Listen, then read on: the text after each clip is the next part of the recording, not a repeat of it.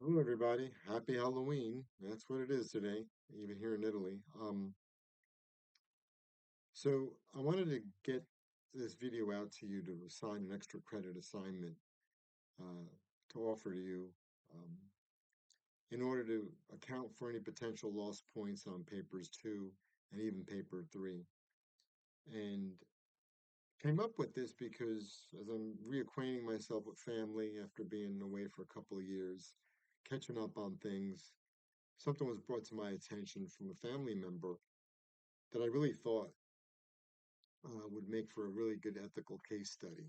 And I want to kind of give you this verbal or oral explanation in addition to the written announcement that will be posted. And what I'd like to do is assign to you up to 15 questions that you can consider answering to get some extra credit points, okay? I know some of you are fixated on grades, and I understand why. At the same time, as a professor, I say, at the bottom line, what's most important is not so much the grade you get in class, but it's the grade you get in life that matters. But for those of you that are fixated on grade, I understand it. I give you this opportunity. For others of you that are borderline and you want to make sure you pass, it's another good thing to kind of consider.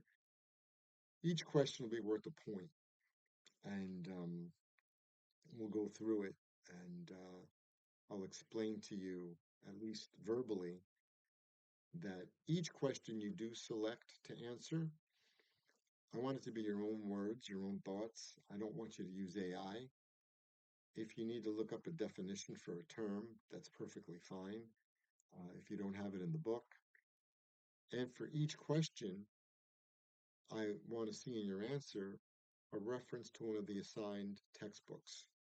So, not a textbook that you have sitting on your shelf. That's not been assigned as a part of the curriculum. It's got to be Boss, Menzel, Duska, Plant. Okay? And I want you to reference the page number and the specific element or topical area to support your answer. So let me give you the case study. Okay, it'll be due November 21st, no later than the 21st. Okay, any points in excess of what you need for paper two, I'll apply to paper three. Okay, so for example, let's say you answer all 15 questions and you do well and you get 15 points. But let's say you only need 5 points on paper two to get you to the A. Then the other 10 points I'll apply to paper three. I mean, I'm being pretty generous on Halloween. I'm giving you a lot of treats, okay? Up to a lot of treats. And they don't cause cavities either, all right? So um, here's the case study verbally. I have it all written out. And assume you are a proctor, a chief proctor at a professional examination site. It could be Prometric in the States, for example, testing you for the CPA exam, CIA, or CMA exam, okay? Where I've had students report back to me their experience, etc. And you kind of know if you've taken a professional exam at these sites, you kind of know what to expect. Well, one of the things that you kind of do is you got to authenticate who you are, right? So you apply to take the exam, you present yourself to the proctor or the assistant, and they check your driver's license. It's got to have a photo ID. Well, in this case, the candidates were all supposed to have passports presented with, of course, their photos. So the typical demographic for the students taking this exam, mid to late 20s, maybe early 30s. So in this particular case, the student came in who was substantially older than the normal demographic. That by itself means nothing, right? Doesn't really mean much. Um, However, upon inspection of the authenticating documents, they first asked for a driver's license. They got the driver's license, and They then looked at the passport and they looked forged. Okay? For whatever reason, they looked forged. It was questionable. And you would think professional groups would know how to make a passport or a license look real accurate.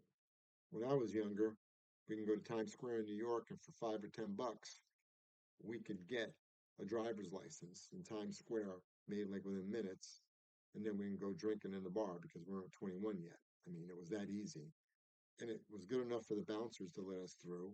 Sometimes even the police would have accepted them. Okay, but now with of course, printing technology and everything else, it's so much harder to counterfeit, but it's also easier to make what documents should look like that aren't real, right? So it's easy to almost make an authentic document. So, but in this case, something was just suspicious about the documents. Um, the third item that raised concern with the proctors was that the individual seemed overly confident to the point of being arrogant, obnoxious, and dismissive of their questions. And it appeared like he felt entitled and that there was nothing they were going to do to stop him from taking this exam. But the real kicker was this: it's a multi-hour exam that was at least scheduled for, I think, half a day. They booked the test site for the entire day, but most students, I think, would finish within 4 to 5 hours. This candidate finished in under 30 minutes. And asked to be dismissed early, he was told he couldn't. He had to wait there a certain amount of time before being allowed to leave. Of course, they were not allowed to have electronic documents. That stuff was all put in a locker. The internal controls seemed to be all in place. So the chief proctor was approached and decided not to question the candidate. After the exam, and when all the candidates were cleared out, they basically said to the chief proctor, the other proctors, hey, look, there's no way this guy finished this exam in under 30 minutes when you've got some candidates spending up to 5 hours taking this exam. They all agreed. He was given the questions and answers ahead of time. It's either that or he was a genius, literally, a speed reading genius. They decided to rule out the fact that he was a speed reading genius because of the questionable documents he presented, his demeanor, and the fact that he didn't fit the general demographic of a candidate taking that type of an exam. So the ethical question before the chief proctor was, do I flag this as a potential, bait and switch kind of thing? Raise it up the chain of command, or do I ignore it? The chief proctor decided to ignore it, and he explained to the proctors, look, I agree with you. I think this candidate was given the Q&As. And his concern was that someone senior in their company leaked the information, and it would have had to be someone who had like super admin rights, or a data programmer, a database manager, somebody, or worse, it could have been a principal, a partner within the company. So the chief proctor, who was experienced, older than the junior proctors, said, we're not going to touch this because if organized crime is involved, and that's what he was a little concerned about, not only do you have the potential for rocking the boat with senior management, possibly the owners of the company, maybe a director, a board of director, that is. But there could be physical retaliation. Now, again, this did not happen in the U.S. In the U.S., we kind of don't look at these things that way. But in other countries where corruption does run rampant, as much as I hate to admit it, we're kind of seeing it exposed more and more within our own government and in our own businesses, our own industries. It could very well be true in our country too, where if you're a whistleblower, your life might be in danger. You think about our ICE agents who are just following orders. Doesn't matter what you think or I think politically or whether they're right or wrong, they're masked up to protect themselves and their families, right? From this retaliation. So we're seeing some of this in the States. Well, here in a country like Italy, where you know there's a lot of organized crime, especially in the central part of the country and southern part, they, the citizens are aware of this, and they're really sensitive to it. So the chief proctor also rationalized and said, look, if this is organized crime, or even if it isn't, if it's involving someone at least in senior management, we don't know if there's some ties between this candidate and senior management and potential businesses or future revenue stream that we might lose a customer or two, or we can have a situation where our company's reputation is damaged among, yeah, let's face it, some of the corporate and government folks out there that are giving us business that are corrupt, and they want us to be corrupt with them. But that's the way it works in this country or in this culture or in this industry. And, we got to fend for ourselves. We got to defend our corporate identity, our brand, and our paychecks and our lives, possibly. So that's the moral dilemma. There's no right or wrong answer to this. I mean, I can't think of one. Maybe you can, and you can share that with me. But with all my years of experience, this would be a very thorny situation to be involved in if you were the chief proctor. So I issue you this video in connection with the written questions. There are 15 of them, and I break them down by category. You have until November 21st, I believe Friday is what I wrote, at least on the paper, as I remember, to submit your answers. Now remember, no AI. If I suspect AI, I'm not even going to look at your paper. I mean, it's going to go right in the waste bin.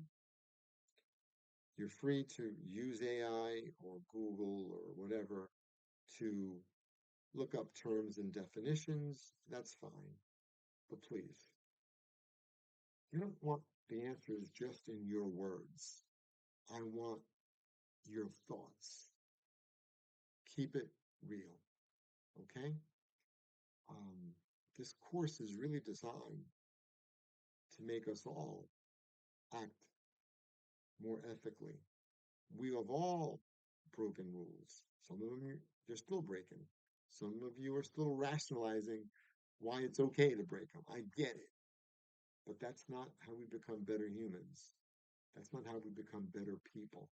That's not how we become better organizations, because corruption begins with us. Moral ethics also begins with us. So each answer must be referenced to one of the assigned textbooks, Boss, Menzel, Dusker, or Plant. Page number must accompany each with a reference to whatever discussion is on that page or that chapter, okay, that you want to add. So I'm trying to think if there's anything else I need to tell you about the case study. I don't want to repeat myself, but I think those are the highlights. So if you have any questions, let me know. Any points that you get will be assigned to paper 2. And if you have any extra, you're buying insurance for paper 3. Okay, so you might want to try to address all 15. You have until the 21st of November, there's no rush. Um, but again, don't rush it. No AI, because look, if I just suspect it, and I don't have to have evidence, I'm sorry. If I suspect it, it's going in the waste bin. Okay, this is extra credit. So I don't want to hear weeping and gnashing of teeth. I want your thoughts. I would rather have poorly written, bad syntax, you see, my grammar is bad too, um, than perfectly good English generated from a computer. No, I want the computer here in your head to work. I want your heart to work. I want your conscience to work. Okay?